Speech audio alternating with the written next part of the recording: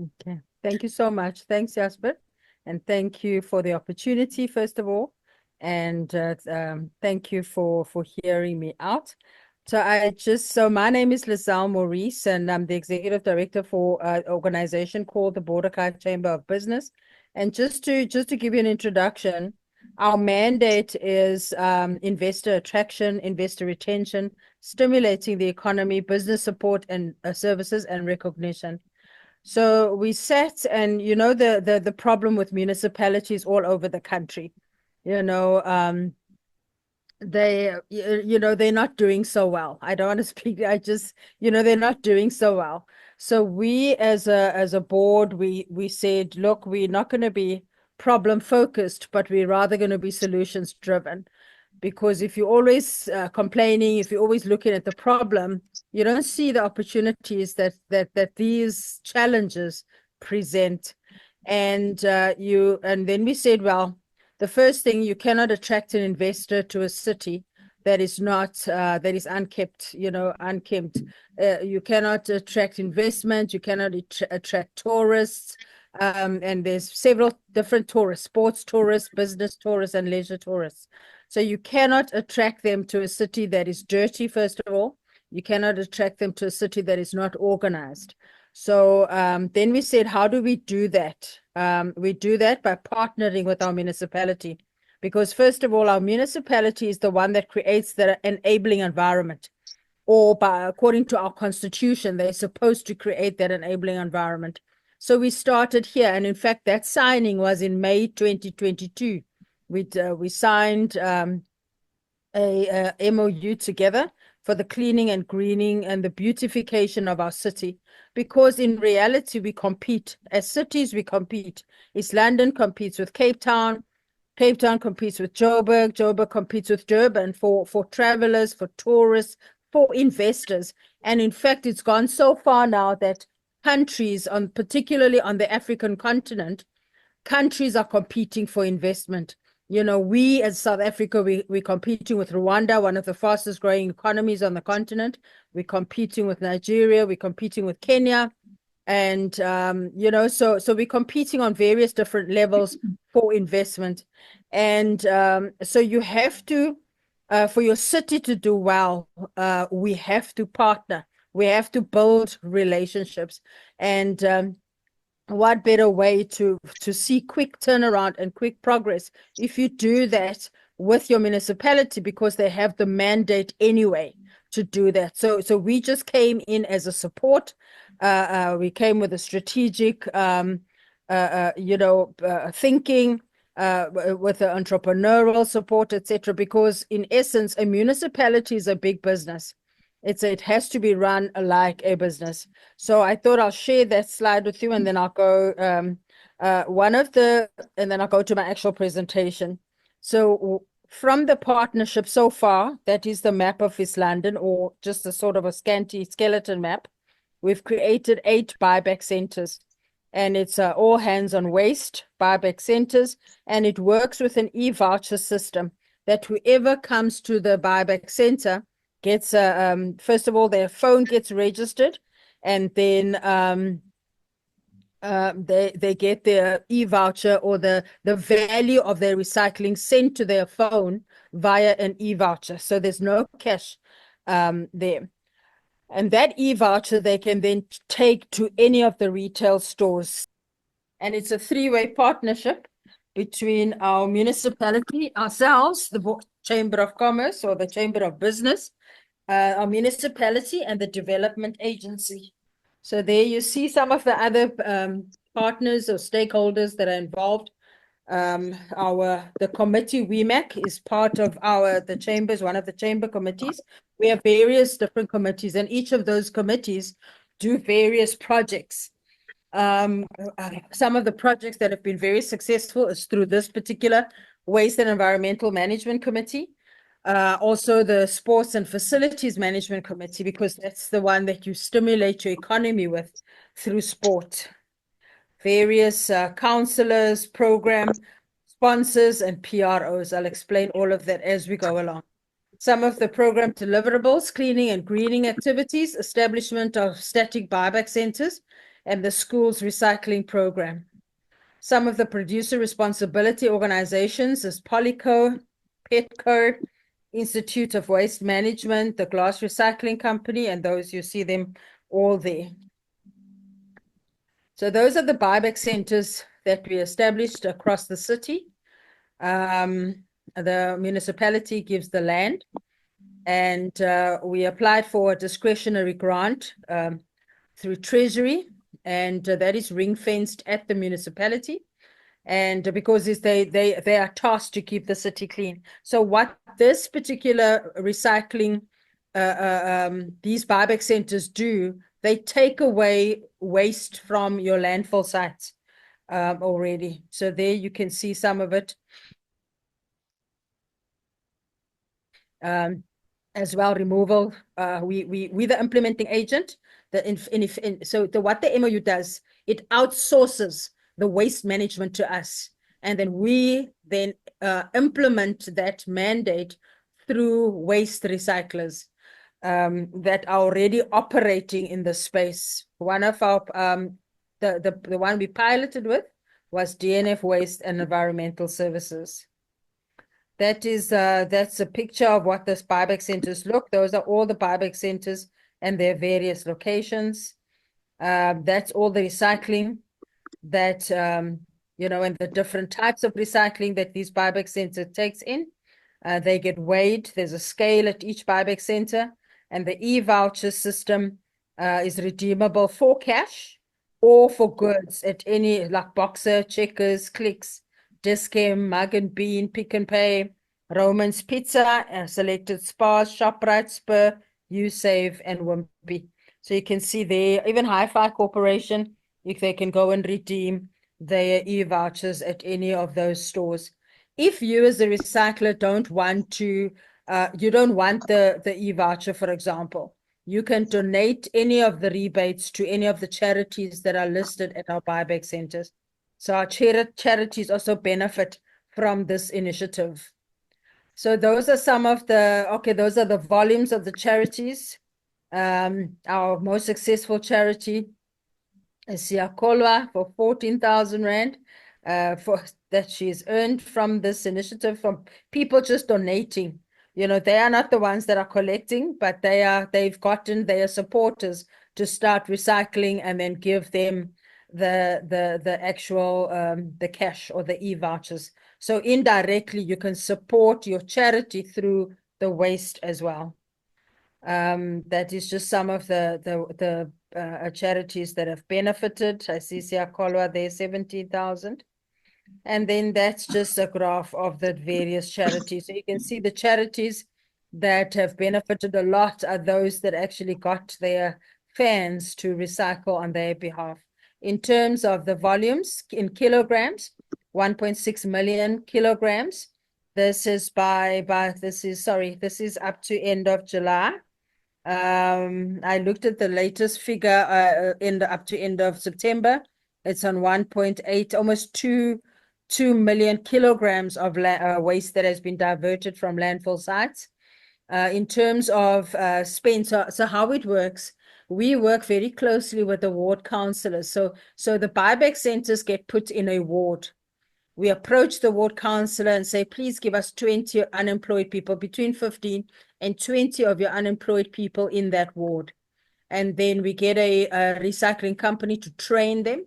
And then we pay the recycling company from the actual grant as well. And then we give the staff at the buyback center, they get paid from the stipends. The public employment program, they get paid stipends from that particular program, and on top of the stipends they then get paid from recycling as well, so to top up that. So they go out, they collect recyclables, 4 stay at the buyback center, those 4 sort the actual recycling, and the other at the buyback center, the other 16 go out within a 3-kilometer radius of the buyback center and collect the recycling. And in rebates, almost 1.2 million as at the end of July, and about 1.8 million. It's on now, almost 2 million. I saw, say about 1.9 up to end of September has been given out as rebates. This is a buyback center. You can see the kilograms of glass, cans, paper, plastic, and glass. They get weighed. This we use the Polyco system. Polyco is a producer responsibility organization. Coca-Cola, all these people that use packaging, by law, they are supposed to give back a certain amount of money uh, for recycling. So for recycling initiative, it's tasked by law. So there's various producer responsibility organizations. This is just for this particular one. Polyco is for the glass, paper, cans, but there's also Iwasa. Iwasa is for e-waste. So various different producer responsibility organizations exist, and they actually also sponsor towards the buyback centers as well. Like, for example, they gave us the tablets. In fact, this system that you see here, the weighing and and that is all from the Polyco. We use the Polyco cloud system. Southernwood, you can see by the end of July, 24,000 kilograms of recycling, and the various different buyback centers. You can see some struggling maybe more than others. Some still need to increase. That's King Williamstown, Zamomhle. You can see it's very the overall weight of the various buyback centers as well. Settlers Way just recently came on board, and you can see how it sort of straddled along, but it's seems to be increasing as well. And Melinda. Those are our participants that work at the buyback centers. Those are the number of day jobs, etc., demographics. The Polyco system tells us exactly what age group is cycling, because when they register their telephone, they get the age, there's a form they fill in, etc. The demographics, that's by age. Vendor demographics, once again, that's by age, number of, then there's customer gender. We know exactly who women recycle more than men, or men recycle more than women. Active customer gender by buyback center as well. You can see them bringing the recycling to the buyback centers. They weigh them. And that's the recycling company coming to collect the recycling that is piled up at the buyback center. The buyback center all have those cages that are there at the particular buyback center. That's the launch of one of the buyback centers, together with the municipality and the CEO of Polyco. The program, or the partnership between ourselves and the municipality, is called the Call to Action Program.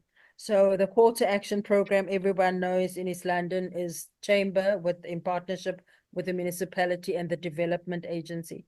Our project manager that runs this particular project is the lady with the coat, the yellow coat next to me, and with the staff of Polyco as well.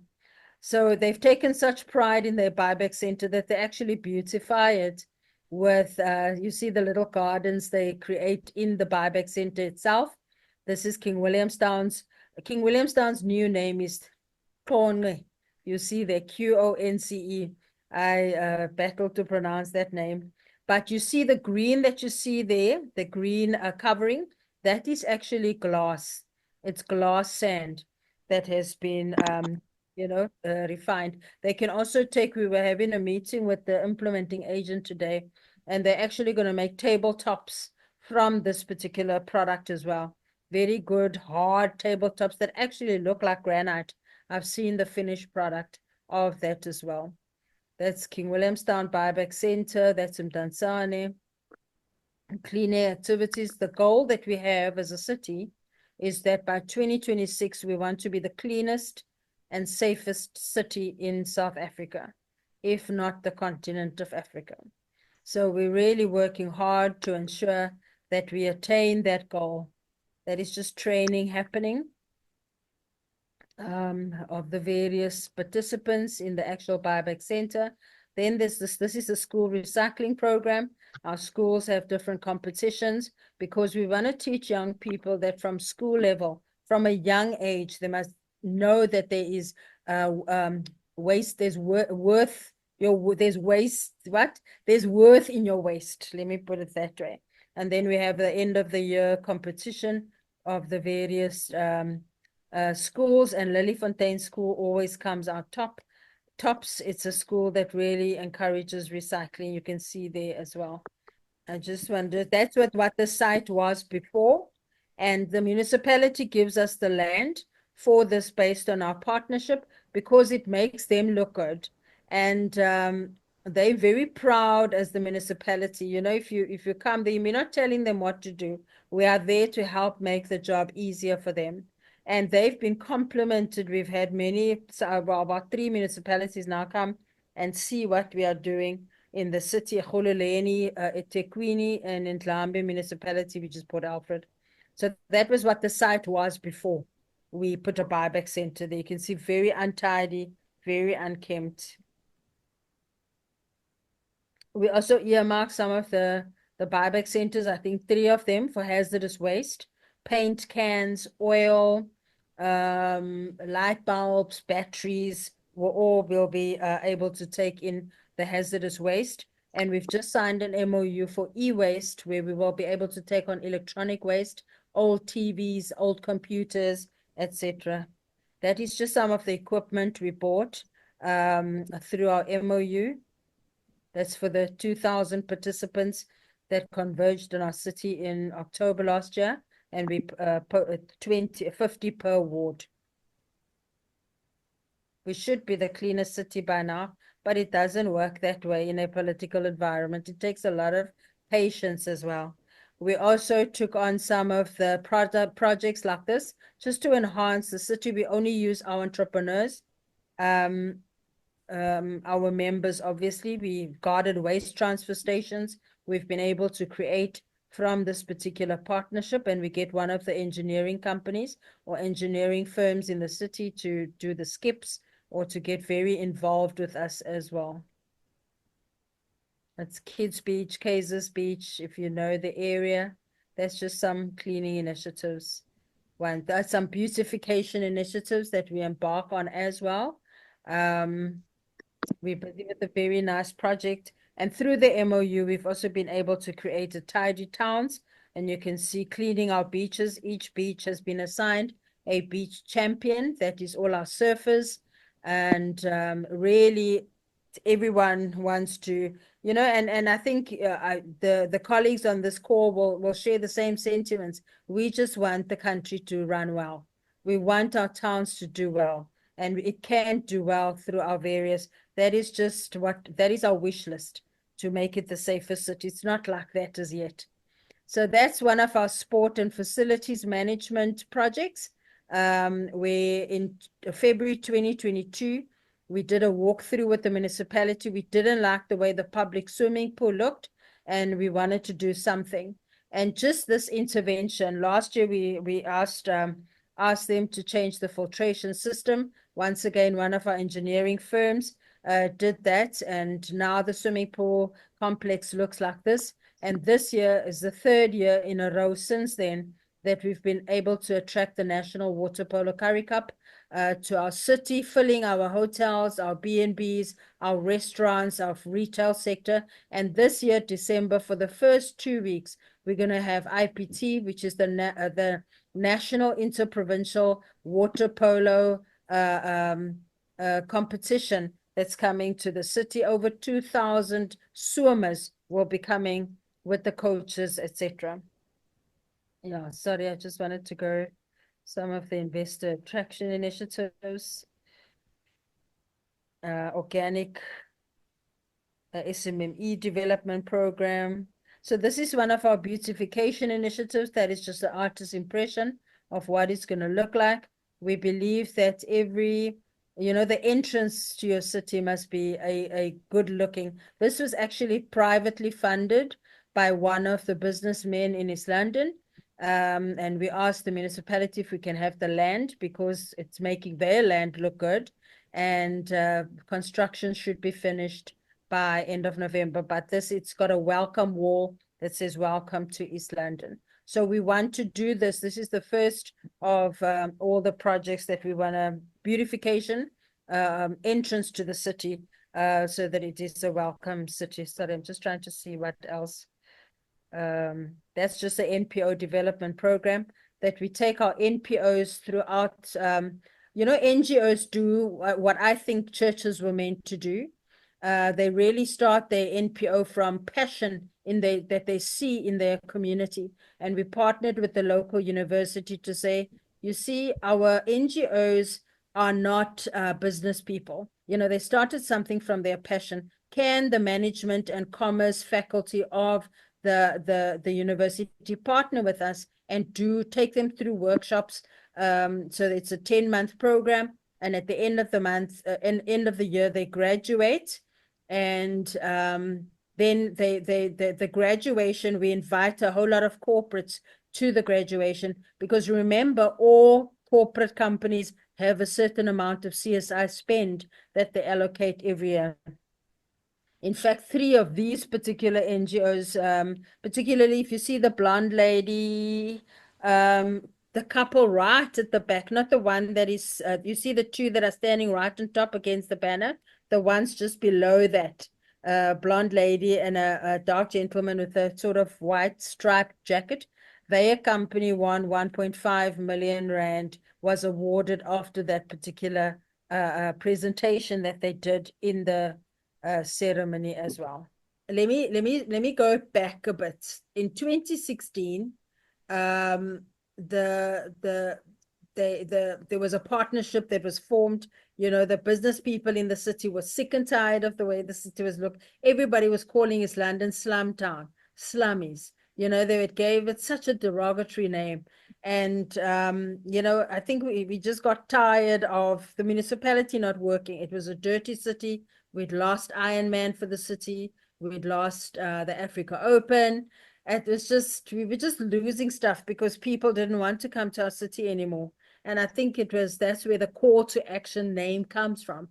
It was a call to action. So how it started was the Mercedes-Benz gave 1 million rand towards the initiative, and various other companies. Even today, First Battery that manufactures the batteries for Toyota, they contribute every month to this initiative. It didn't start with Buyback Centres. It started just with doing cleanup campaigns around the city. So that is still ongoing, particularly our beaches. We do have a problem. I think waste is created all the time. But what we want to look at now is to see how do we look at bylaws, re-looking and reviewing all our bylaws, putting stricter fines in for people, because it's illegal to litter.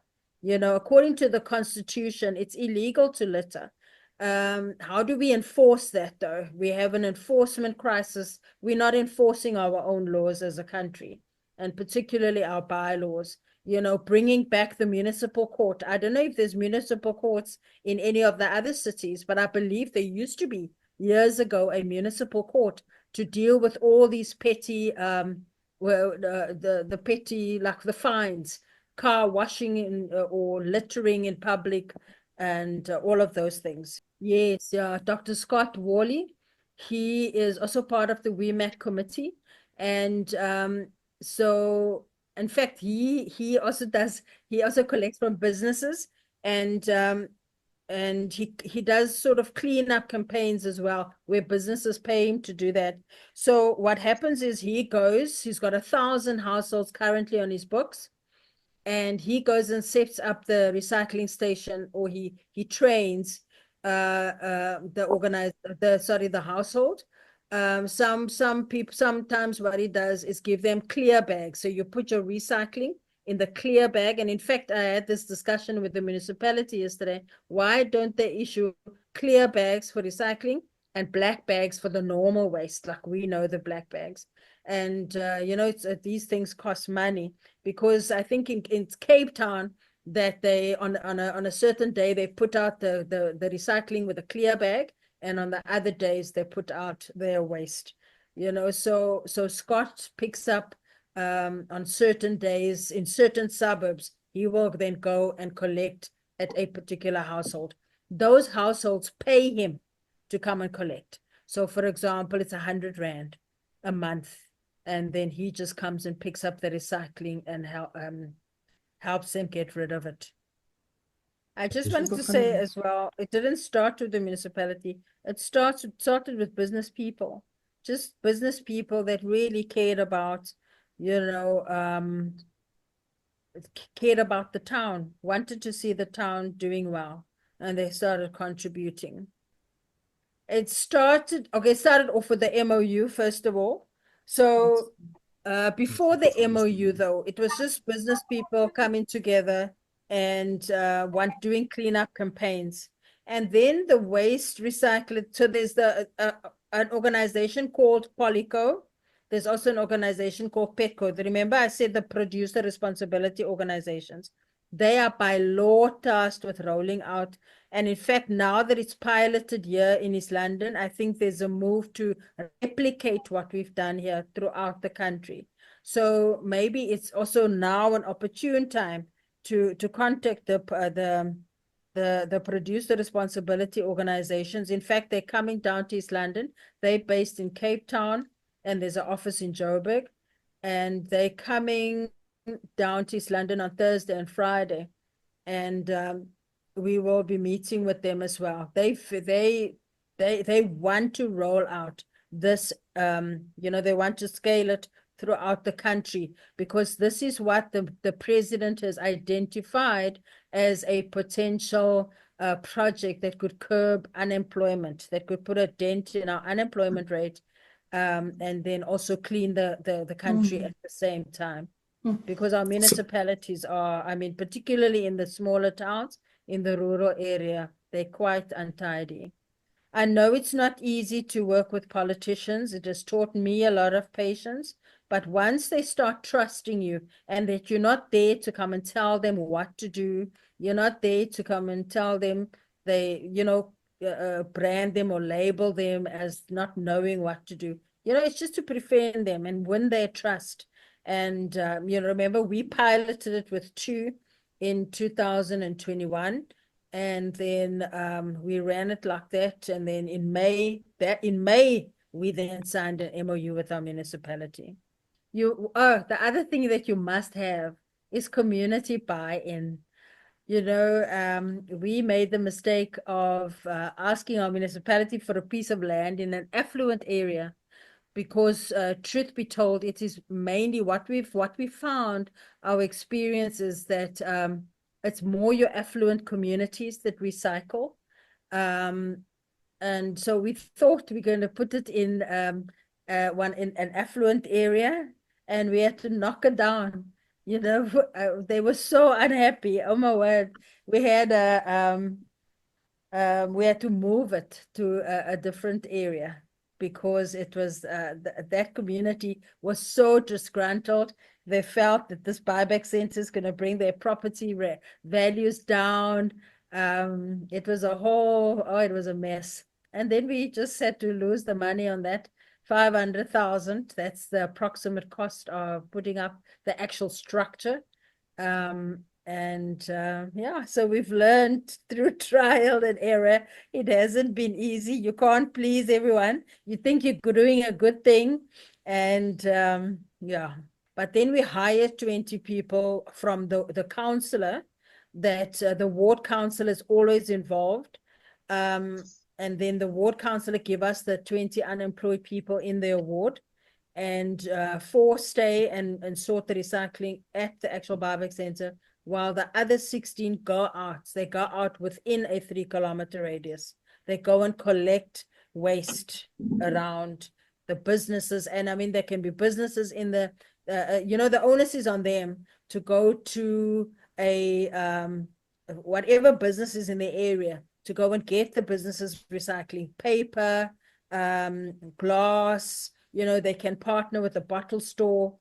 in a particular area for the glass, etc. You know, they can become creative. The more, obviously, we train them as to see the opportunities. They get a stipend, but if they want to earn more money, they must go out into the community and clean within a 3-kilometer radius. That was what that was all about. These trolleys. Thanks for that.